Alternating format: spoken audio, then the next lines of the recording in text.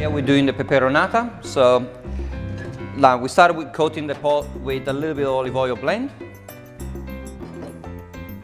We're gonna start first with the onion. We're gonna soften up the onion first. Then once that's softened, we're going to add our basil and garlic. Now, if you never try it, by adding the basil at the beginning with the onion, and you fry it for about 15-20 seconds, you actually get a lot of intense flavor of the basil. So if you never try it, it's worth it. So, but first of all, soften up the onion, your basil, your garlic,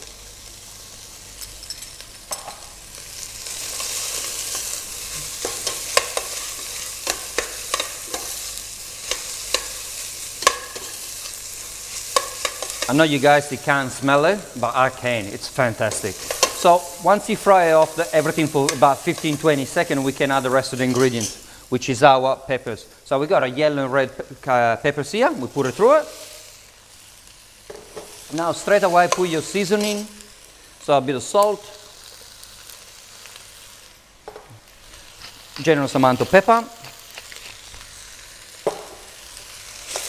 and just mix it through it. I am going to add a little bit of white wine. Just a dry white is good. But if you do add the white wine, it's very important. Do evaporate it quite well. Just because the peperonata will cook only for 20 minutes, 30 minutes at most on a simmering stage. So what's going to happen, it's not going to allow the wine to evaporate during the cooking time. So you must evaporate at the beginning. Once it's well evaporated, we can add our last ingredients, which is the diced tomato. Just add it through it.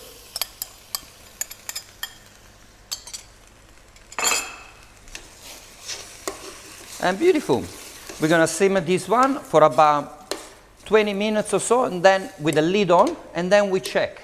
If it's still a little bit too wet, we gotta make sure that it dries up a little bit. So take the lid off, another 10-15 minutes, dry that up. But make sure the peppers is still quite chunky and hold the shape a little bit, just for presentation.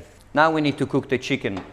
So first of all, we make sure that the pan is quite hot. We just add a drizzle of oil, just enough to coat the pan.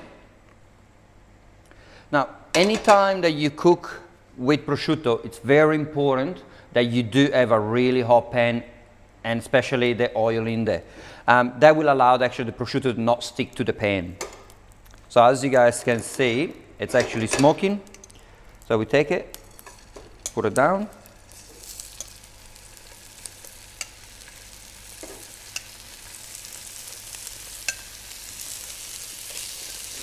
As everyone knows, prosciutto is quite salty itself. So what we're gonna do, we're not gonna put any salt into it.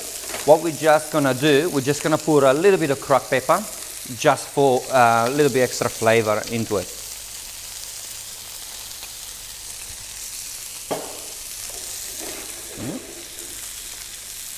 And then we turn it. So after we turn it, what we need to do, we need to cook about 2-3 minutes on each side.